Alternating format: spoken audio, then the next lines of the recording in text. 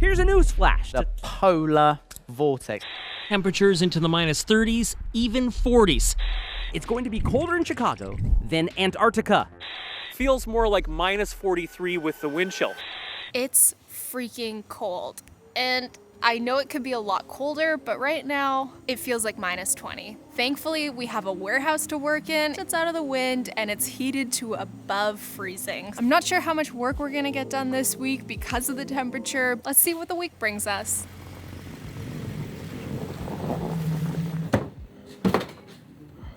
For the first time in this entire van build, I'm gonna start the day with something that's easy and that I can accomplish really quickly, and that's installing this little light switch. And I know maybe this should be in an electrical video, but I gotta be honest, I don't really care. I wanna get it done. We bought this little light switch off Amazon. It's rated for 12 volts and 120 volts, which means it's gonna fit our purpose. It came with this little wiring diagram here, which tells me which disconnect to connect to coming from the positive line of the battery and which disconnect to connect to the load. I'm not sure if it really matters. I'm still gonna follow the diagram, and I brought my electrical tools to make this all happen.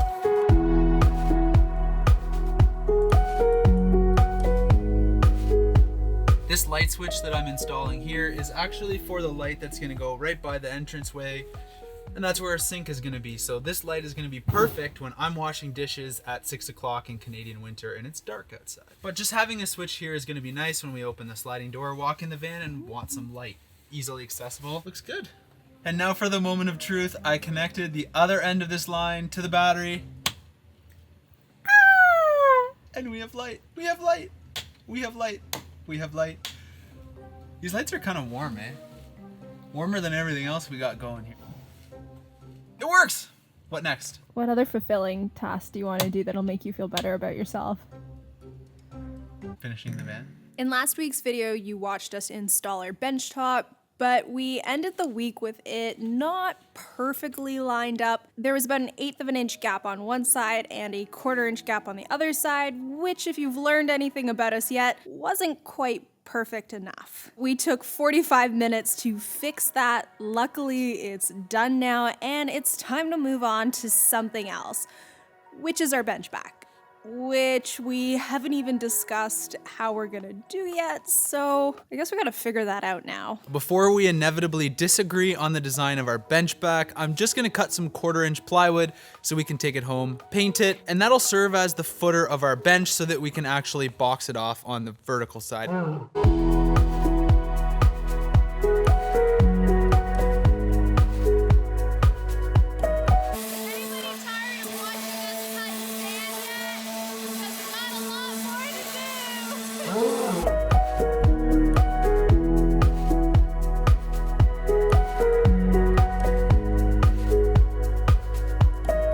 Well, today has turned into a good news, bad news kind of day. And I'm the kind of guy that likes the good news first. And today's good news is that after a surprisingly peaceful conversation about how to build the bench back, Kirsten and I actually agree on how to proceed. If you need like a 4-inch clearance. If you don't get it, wait. It's gonna work. Are we agreed?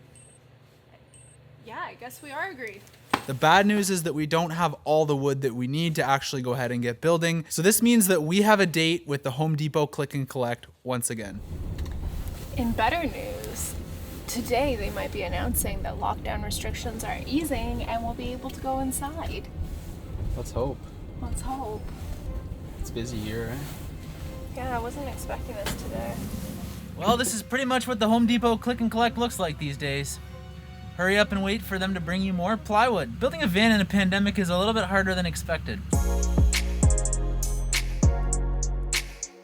It's an adhesive mask. The first sheet of 1/2-inch plywood they gave us was not acceptable. It was bowed beyond belief. We sent it back and that took an extra 15 minutes. But like always, time to go to the warehouse now. That was the first time we've had to reject any wood from Home Depot Click and Collect, and it was the first time we had a not amazing experience. So you know what, we'll give Home Depot a pass on this one.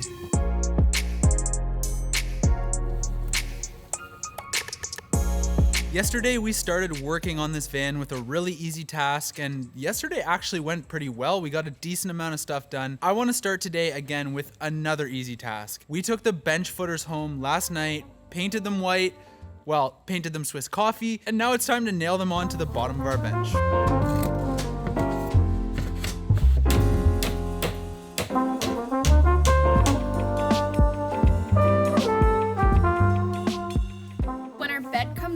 it sits 5.5 inches from this wall. When you account for foam though, that only leaves us 3 inches to make a bench back. So originally we started with this, 3 inches at the bottom, 1.5 inches at the top.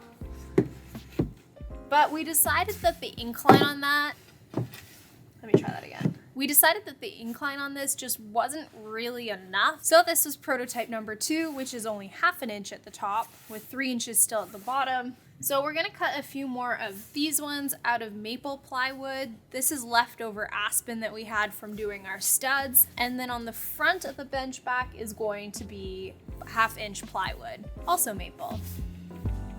Got a little bit more woodworking to do.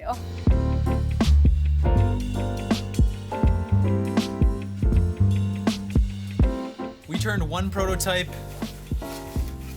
into 4 prototypes. Although I guess these aren't really gonna be prototypes because we're actually gonna be using these as the back of our bench. We checked them, they look virtually identical, which considering we cut these with a jigsaw, I consider a small miracle. We're gonna take these home as well as the 1/2 inch bench back, paint it. Time flies when you're building a van.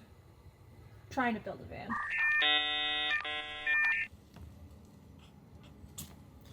We've seen lots of other YouTubers who build vans, make to-do lists on pieces of scrap cardboard. And today we were very successful in completing the first 2 things on our to-do list. But this third one here, it's proven to be a lot harder than we initially thought. We've been working on this bench for 3 weeks now, so it's about time we wrap it up. First, we're gonna start with painting over some of our screws, and then we're gonna install the bench back that we painted last night.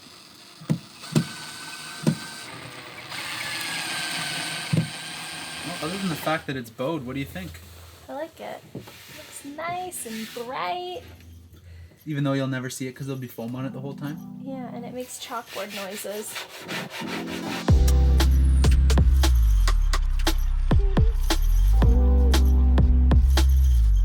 I just quickly threw 1 layer of polyfill over the screw holes we put in for the bench back. While that dries, let's move on to something a little more exciting.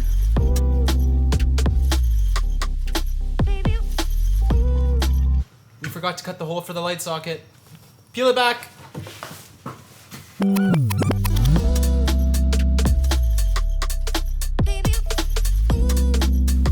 happy we didn't try to get too fancy there. How much easier was that? Way easier. That was worth it. And it looks great. It looks awesome. Looks sweet. Good job, I man. can't get over how much of a change a little bit of shiplap and a bench back makes to a living space. I looked at it this morning and I honestly didn't even think that it was the same van. And the light switch that we had to tear down some of the shiplap to cut the hole for was really easy. We just cut a little hole in the shiplap and the light switch fits in perfectly. I'm really happy with how this is coming along, and honestly our bedroom and living room is pretty much finished. There's really not much left to do other than buy a mattress and do a little bit more woodworking. So today, in order to set us up for success for next week, we're gonna finish sheeting our van, which is just the kitchen area, all 40 inches of it. I'll feel a lot better when this is done and we're no longer looking at wires or insulation. It's gonna be such a transformation. We're gonna be doing a video about our electrical setup, but because we're sheeting off the kitchen, I have to make sure that this is ready to go, because once we sheet this, it's gonna be virtually impossible to get at these wires. So our electrical setup is essentially gonna be a battery under the bed, and then there's gonna be a small electrical cabinet here with an inverter that's gonna be on a roller so we can pull it out. And then we've got our circuit breaker and our 12-volt bus that are gonna go something like this inside the cabinet. So today's job is to make sure that we have holes cut in the plywood where we wanna feed the wires through, so that when I go to actually install our full electrical setup, everything will work properly.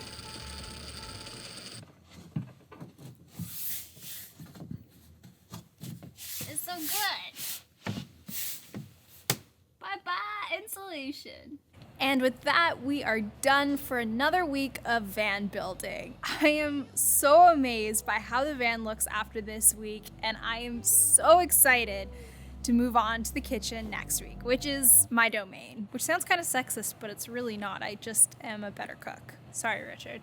Thank you so much to our patrons, new and existing. It means the world to us to have your support. Thank you to all of you for continuing to watch, like, and comment, and we'll see you guys next week.